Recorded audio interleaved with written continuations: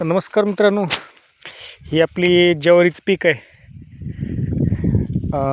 आमच्याकडे ह्याला जुंधळे म्हणतात, ज्वारी म्हणतात. किती मस्त आले बघा. सहसा म्हणजे जास्ती कोण इकडं लोक पेरत नाहीत, खाण्यापुरती जास्त त्याला घरी एवढीच पेरली जाते. सहसा आमच्या भागामध्ये आम्ही जास्त करून तर ज्वारीच खातो. गव्हावर एवढं काय लक्ष देत नाही, थोडंफार खातात, पण आम्हाला पूर्वीपासूनच ज्वारीच आवडते.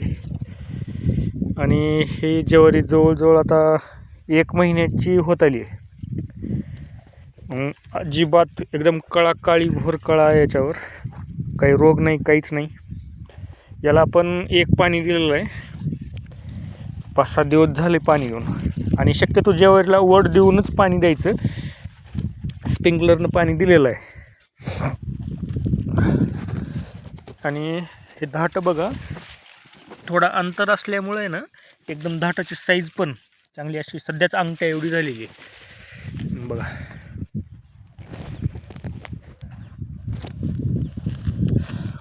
आणि वल पण आहे रानामध्ये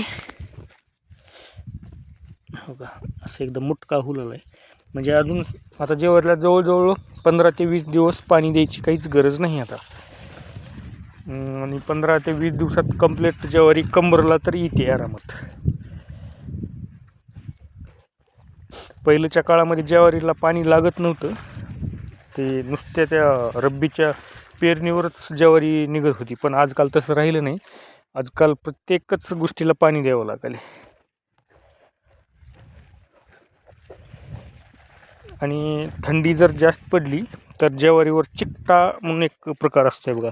असं ह्याच्या पानामध्ये ना, असं पोग्यामध्ये चिकट असा एक पदार्थ तयार होतो, एकदम असं साखरेसारखा चिकट झालेला. पण यावर्षी अजून तेवढी म्हणावं तेवढी अजून तर थंडी सुटलेली नाही. पाऊस काळ भरपूर झाला यावर्षी, थंडी सुटायला पाहिजे, सुटेल आता याच्या पुढून. आणि अजून एक गोष्ट मित्रांनो, ज्यावेळेस आपण ज्वारीची पेरणी करतो त्यावेळेस वलीमध्ये पेरणी करायची.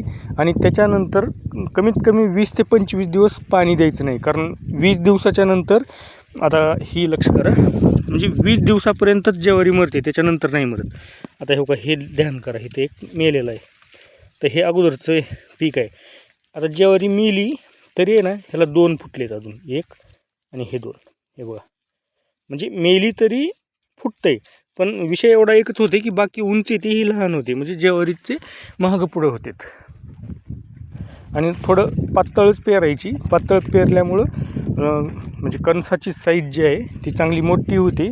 लई दाट पेरून काहीच फायदा नाही, एकदम छोटे छोटे कणस होते. ही आपली अर्धा एकर आहे ज्वारी, ट्रॅक्टरवर पेरणी झालेली.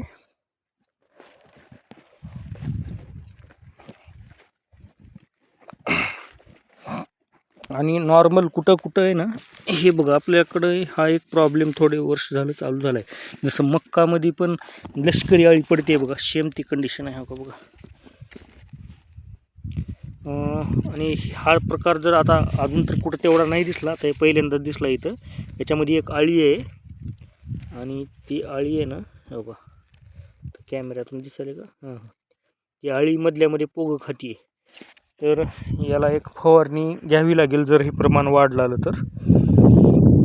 कारण नंतर सोयाबीन म्हणजे आपलं ज्वारी वर उंच आली तर फवारता पण येणार नाही. म्हणजे शक्यतो नाही कुठं, तर तेवढं एकच दिसलं आहे मला आत्तापर्यंत, अजून तर कुठं काही नाही. तर मित्रांनो, याला पण आपलं औषध कीटकनाशकाचं फवारलं तरी चालतंय. थोडं स्लो फवारायचं, जेणेकरून ह्याच्या पोग्यामध्ये पाणी जावं असं. बाकी ठीक आहे. धन्यवाद मित्रांनो. ज्वारीची माहिती कशी वाटली कमेंटमध्ये नक्की सांगा. आणि तुम्ही पण ज्वारी खाताव का नाही हे पण सांगा.